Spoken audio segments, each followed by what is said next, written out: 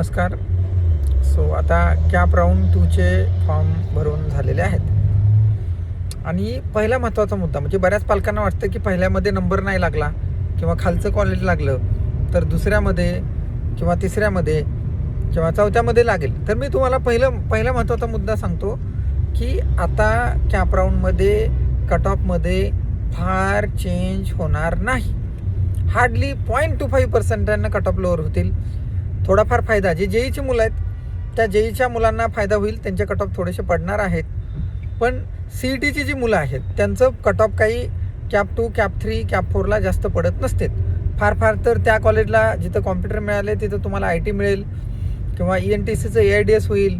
म्हणजे 1000 रँकनं मागं पुढं कट ऑफ होतील 4 राऊंडपर्यंत. सर बेटरमेंट किती टक्के लोकांना मिळेल तर मी सांगेल फक्त एक 25-30% लोकांना बेटर ऑप्शन मिळेल आणि तो पण म्हणजे फार वरचा मिळणार नाही. तिथलाच जवळचाच ऑप्शन आहे तोच ऑप्शन मिळणार आहे सर. हे त्यामुळं कॅप राऊंडमध्ये फार काही मिरॅकल होईल हा विषय तुम्ही डोक्यातून काढून टाका. आता मुद्दा येतोय स्पॉट राऊंडचा. सर स्पॉट राऊंडला काय बदल झाला आहे तर यावर्षी हा बदल झाला आहे की मागच्या वर्षी जेव्हा स्पॉट राऊंड झाले होते त्यावेळेस शासनानं काय केलं होतं की स्पॉट राऊंडला स्कॉलरशिप आहे हा मुद्दा मांडला होता. आणि मी तुम्हाला सांगू का, एखाद्याच्या पाठीमध्ये खंजीर खुपसावं असं हे शासन करत आहे. आता मला सांगा की मागच्या वर्षी स्पॉटला ॲडमिशन घेताना विद्यार्थ्यांनी काय विचार केला किंवा आपल्याला स्पॉटला स्कॉलरशिप मिळते हा विचार करून ॲडमिशन घेतले होते आणि आता मध्ये GR आणलाय की नाही मिळणार स्कॉलरशिप म्हणून. तर मला वाटतं हे सरासर फसवणूक आहे आणि हे जे कोणी करत आहे हे ते बरोबर करत नाही आहेत आणि याविरुद्ध तुम्हाला विद्यार्थ्यांना आवाज उठवावा लागणार आहे. हा दुसरा महत्त्वाचा मुद्दा.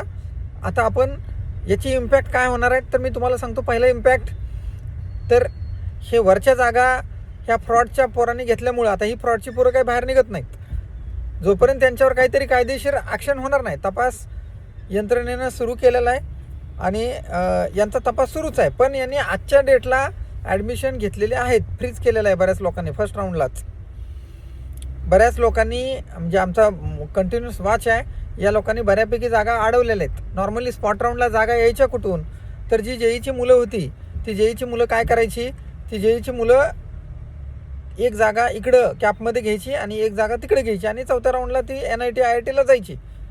पण आता या फ्रॉडमुळं म्हणजे जेईच्या सुद्धा पोरांना या फ्रॉड पोरांनी शिरू दिले ना. बघा किती म्हणजे दुर्दैवी गोष्ट आहे की एक ओमकार चौरगे नावाचा मुलगा आहे मॅट्रिक सायन्स अकॅडमीचा. त्या मुलाला 196 मार्क होते. माझ्याकडला एक टॉपर आहे त्याला 196 मार्क होते. हे खरे महाराष्ट्रातले 100% मुलं आहेत. या मुलांना सुद्धा 100% येऊ दिलेलं नाही आणि त्याच्यामुळं काय झालेलं आहे की पहिले जी मुलं कट ऑफ जे राऊंड टू राऊंड कमी होत होता किंवा स्पॉट राऊंडला बऱ्याच जागा येत होत्या त्या जागा तेवढ्या प्रमाणात येणार नाहीत आणि स्पॉट राऊंडला स्कॉलरशिप नाही. त्यामुळं मला तरी असं वाटतं की यावर्षी मागच्या वर्षीप्रमाणे ज्या पद्धतीनं कुणालाही कोणतेही कॉलेजेस लागले होते आणि भरपूर फायदा झाला होता स्पॉट राऊंडचा यावर्षी फायदा होईल का? निश्चित होणार आहे फायदा. पण ज्या प्रमाणात मागच्या वर्षी झाला होता त्या प्रमाणामध्ये फायदा होण्याची थोडंसं कठीण आहे. आता दुसरा महत्त्वाचा मुद्दा की ज्या इन्स्टिट्यूट कोट्याच्या जागा आहेत त्या जागेसाठी सुद्धा बऱ्यापैकी कॉम्पिटिशन यावर्षी तुम्हाला बघायला मिळेल. राईट. PICT कमींचा विषय सोडून द्या पण PCCOEचं सुद्धा मेरिट बऱ्यापैकी हाय जाणार आहे. सर आता कमी पर्सेंटाईलवाल्या मुलांनी काय करायचे तर मी तुम्हाला सांगेल की तुम्ही त्या ठिकाणी पर्सनल काउन्सिलिंगला ऑफिसला व्हिजिट द्या आणि एक प्लॅन B ऑप्शन तुम्ही काढून घ्या. कारण ज्या इतर ब्रांचेस होत्या मेकॅनिकल, सिव्हिल, इलेक्ट्रिकल, इन्स्ट्रुमेशन यांचेही कट ऑफ बऱ्यापैकी हाय गेलेले आहेत. सर रिपीटची तयारी करायची का तर मी सांगेल की काय उपयोग आहे रिपीटची तयारी करून. आज मला असा आमचा संशय आहे किती 1000 मुलं बुक घुसवली असतील याच्यातनं सांगता येत नाही आणि मागच्या 3 वर्षापासून चालू आहे. मला तर वाटतंय 4 वर्षापासून चालावं असावं. पहिल्या वर्षी थोडेसे कमी प्रमाणात केलं, मग टेस्टेड केलं. यावर्षी तर सगळं म्हणजे बट्ट्याबोळच केला आणि पुढच्या वर्षी शंका आहे मला की कुणाला तरी येऊ देतील का, कुठल्या तरी एखाद्या मेरिटियस मुलांना 99% तरी येऊ देतील का. आणि पालकांनाही सोपं आहे ना.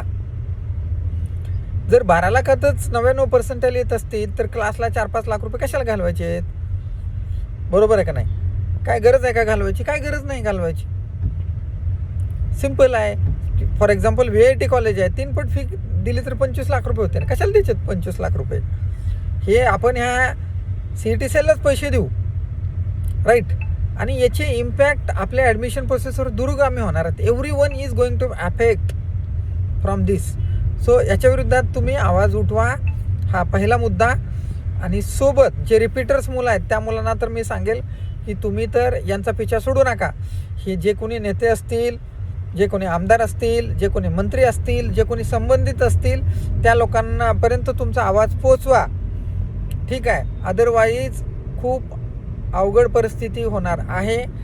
आणि याच्यामुळं आज प्रत्येक विद्यार्थ्याला याचा फटका बसणार आहे. बऱ्याच लोकांना वाटते वरच्यांचं झालं म्हणजे आमचं काय होईल. असं नाही.